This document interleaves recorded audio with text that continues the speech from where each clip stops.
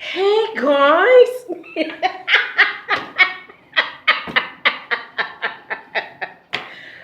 Lord child, it is a time in the land. I cracked myself up. Good morning and happy Tuesday, y'all. Girl, it is a beautiful day in Zamunda. So, what we gonna talk about on this Tuesday, girl? Okay, let's start with this. Okay, this little piece right here, this used to be a necklace. And I went to go put it on, girl, and it was broke. I don't know how my necklace got broke. I don't know if it got broke when I packed my stuff up before I moved here into this space, but I was so upset because one of my good girlfriends gave me this necklace probably 2 or 3 years ago, and I don't know how it got broke. So I don't let things go to waste. So girl, it's a hair piece, girl. It's hair decor. So on my lips today, I did an ombre. Now the reason why, okay, so y'all look, okay, see, I got purple, and like that's the reason why, because you can't really see that purple. Somebody might say, well, why do you have on purple with green? Because I just do me. No, but that's the colors that I have in my peacock. But anyway, let's see here. Okay, so yesterday I started telling y'all about my weekend and I didn't finish. Remember I told y'all Saturday I went to a beautiful wedding.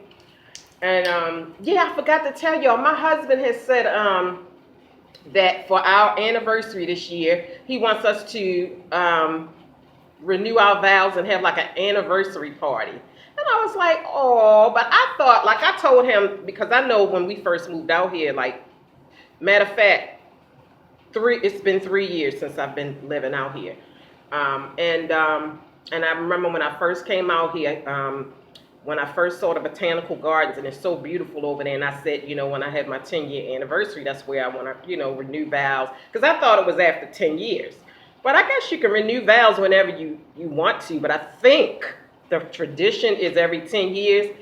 But child, if you anything like that woman on Basketball Wives, what's her name? The one that causes all the drama.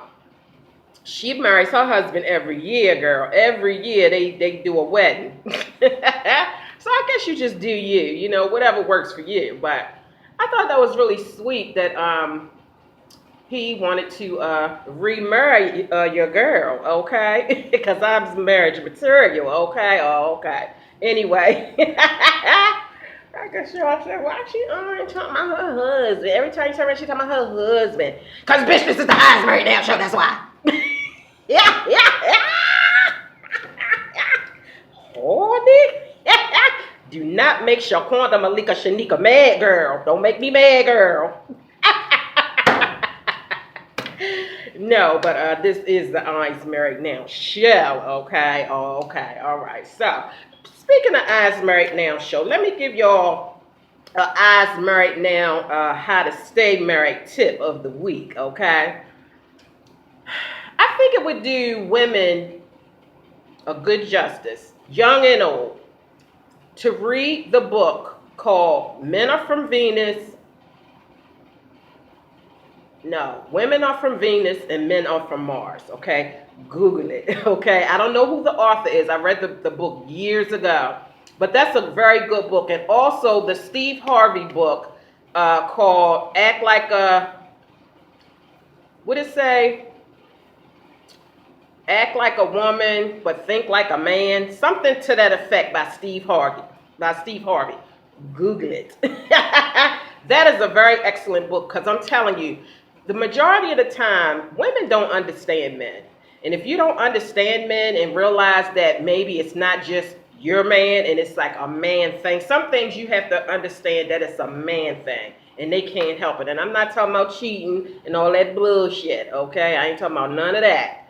But it's certain things about men that if you don't learn men or you don't understand men and you don't read and do your homework, it can really piss you off and cause you probably to get a divorce. I don't know, because I'm going to tell you this little story real quick about, okay, when I was a younger teenager, you know, and had boyfriends. Stuff wasn't supposed to have no boyfriends and all that stuff. You know, my mama was one of them type of women like, I'll be your boyfriend.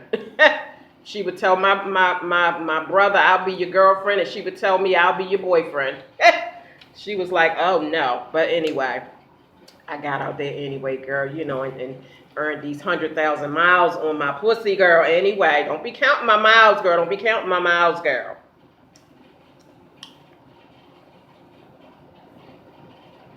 Oh, okay. All right now. You want to start counting my miles, girl? Let's do a little test. Let's do a little test. Put up 5 fingers. And if these 5 fingers is not enough to count the men that you've slept with in your life, okay, then you got mileage, girl. No, I'm just joking, but no. Yeah, anyway, my miles is my miles. But anyway. um, but yeah, when I was younger, and I'm not just saying like a teenage, like in my 20s. And you know how after you know, have your little romantic time with your mate, and it's like they, you know, they want to be all over you and cuddle you and hug you and do all of this, everything before the fact. And then once they get it, they kind of like distance themselves from you. Well, I used to think, you know, that I used to take offense to that because I used to say, you know, damn, after you get some, you know, you like, you don't want to touch me. And I read Steve Harvey's book, and it made a lot of sense. Like, I never thought of it. And what he said was the reason why men don't do all that cuddling and close-knit stuff right after sex is because, for one thing, they hot as hell, okay? They got to cool down, okay? Their testosterone was up high, and, you know, they exerting all that energy, pumping and doing, you know, everything that they do. It depends on what all they doing now. Some men ain't doing yet. But yeah, they exert themselves, so they have to have a calm down period. Like their body temperature has to calm down, and they're tired, you know, from doing work. So when your man don't want to cuddle with you right after the fact, give him a minute. He has to cool down. And that made a lot of sense to me. And then I realized, you know, that it wasn't that my man didn't want to cuddle with me. He hot as hell and he tired. He just need, because I know when I get hot, I don't touch me, please. Don't even say nothing to me. And girl, I be having them little hot flashes. Girl, let me tell you about this weekend. That's what I was trying to tell you about this weekend, girl. So read those 2 books. They will really help you to understand whether it's just your man or men in general. But so anyway, yeah, so Saturday, okay, that was the wedding. So Sunday, me and my husband tag teamed in the kitchen, and you know, he cooked some things and I cooked some of the things. We had whole chicken roasters. We had, did we have no, we had greens. Whole chicken roasters, greens, stuffing, homemade macaroni and cheese, and biscuits. And did we have something else? Okay, well, if it was, I forgot. But anyway, so when it was my time to come in the kitchen to do the macaroni and all that kind of stuff, like, it was like I had a hot flash. Okay, first of all, it was already hot because the oven was on in the kitchen. And I don't do well in the kitchen when I get hot, not nowadays, because I'm telling you, when you start going through having hot flashes, I'm telling you, you can be the most irritable bitch. Okay, there could be. Like, I was so irritable. I was so irritable. Like, my mood changed instantly because when I'm hot and I gotta cook and do shit that I don't feel like doing, I'm mad as shit, okay? But, so yeah, being in the kitchen don't do well nowadays. I mean, I got to go my ass in there, but I don't like it because I get hot really fast nowadays. So it's really interesting when you get older, but, I didn't do any housework this weekend because what I do is during the week, I have like a chore a day that I do. I have a chore and a little project. And my chore could be either to clean the bathroom or to mop the kitchen floor or to wash clothes. And my little project might be to clean out this drawer or clean out this closet, you know. So I have a chore and a project that I do every day before I come to work. So I pretty much do my housework all week long. And then the kids have their little chores. So the only thing that really needed to be done this weekend was vacuuming. And so the kids, you know, they got on top of their chores. But because I don't want to spend my weekends cleaning up. I know back in the day, you know, if you was raised by your grandmother, you know, Saturdays was the day to clean. You know, you got up early on Saturdays and you had to clean up. Saturday was cleaning day. And even if you wasn't raised by your grandmother, I mean, I was raised by my mom, and Saturday was clean up day. You got your ass up and you clean. Now, my mom did not wake us up extra early on Saturdays to clean. She wasn't that strict when it came to that. But when you got your ass up, you had chores to do. And one of the chores was mopping the kitchen floor, the bathroom floor, the dining room, and the living room floor. And it was just me and my brother at the time. I have a sister, but she came much later. But if it was your turn and we had wood floors on our dining room and our living room. So if you, and my mom, we had a mop, but she did not allow us to use the mop. We had to get on our hands and knees and wipe the floor and wax it, okay? The wood floors in the dining room and living room, you had to put wax on that bad boy, on your hands and knees. And I can never, you know how when you get older and you be thinking about stuff and you be like, you want to just say, dear mama, why? Like what? Like, I want to know, why did I have to get on my hands and knees and do the floor, the kitchen, the bathroom, the dining room, the living room? But we had a mop. Like, I don't understand. To this day, I never could understand, why did we have to get on our hands and knees to do the floors when we had a mop? And she used to tell us back then, when, you know, like if she catch us using the mop, and she would say, no, don't use no mop, because she would say that the kitchen and the bathroom floor wasn't big enough to use a mop. And I was like, what? Wet. Not what, W-H-A-T, W-H-E-T, wet. Wet. I'm like, wow. So I don't know if it was just the fact that my mom was just hardcore, because her dad, which was my grandfather, like, he was a very militant type person. And he was very OCD. I'm OCD too, so was my mom.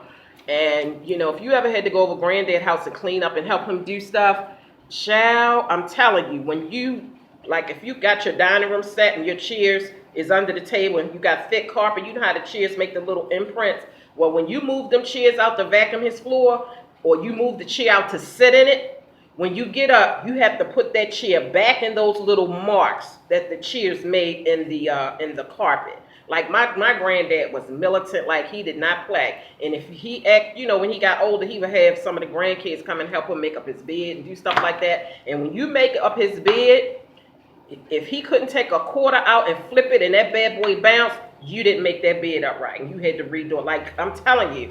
So I think maybe my mom got a little bit of that from her dad. I don't know. But, you know, it's one of them dear mama type thing. Why did I have to get on my hands and knees and do them damn floors? So, yeah, I don't, you know, so I don't adopt that Saturday cleaning day thing, because on Saturdays, you know, I might want to relax, or I might, you know, want to go out and enjoy, you know, especially if you do work. Girl, now that I got a job, girl, and I had worked all last week, girl, so I didn't want to spend my weekend cleaning up, girl. But yeah, I don't want to spend my weekend cleaning up. I just do little things every day during the week, so that on the weekends I don't have to do it. I mean, that includes washing clothes, folding them, and all that. So I don't have to do any of that stuff. But anyway, moving forward, let me see. Oh, and then on top, and see, oh my God. Any of you all who have teenagers, y'all know you have to be like a soccer mom. And that is so hard, because like my son, you know, like he need to go to football practice has started back up again. So I'm taking him back and forth to football practice. I'm taking him back and forth to his job. You know, taking my daughter and my granddaughter out. They want to go to the park. They want to go to the beach. They want to go get Slurpees. They want to go get Frosties. They want to go to McDonald's, get frappes. And, you know, Granny, can we go here? My daughter, mine, can we do? And you got to keep them, you know, doing stuff. Because, you know, it's summertime. You want to keep them busy. We're taking them to Darien Lake soon. So, you know, that should be fun. That's an amusement park out here called Darien Lake. So I'll be taking my son, my granddaughter, and my daughter, and I think my son's girlfriend is going to be going. But yeah, these kids keep you running. I'm telling you, like, that's a job in itself, just being a soccer mom, taking kids here, there, and everywhere. And especially if you have more than one kid and they all want to do different things. Child, it's a lot. It is a lot. Let me tell y'all about what I heard on the news this morning, okay? They were saying something about putting a microchip in employees' hands so that they can access the snack machine and get in and out of the building without, I guess, a key, or without, I guess, needing money to get snacks out of the vending machines in the building, in the office. And they literally showed that they were actually, it looked like a little needle or something, and they was putting it, it goes right here in between your two fingers, a microchip. And the newsman asked a valid question, which I was saying the same thing. What if you quit the job, or what if you get fired? Do they have some way to, turn off the access of the microchip, or do you have to get it removed, or what? Like, what do y'all think about that? Because me personally, ain't nobody put no damn microchip in my hand, nowhere. Like, you not putting no chips in my body. I'd rather go to the machine, put my little coins in, and get my little snacks. Give me a key, or let me ring the buzzer to get in the building.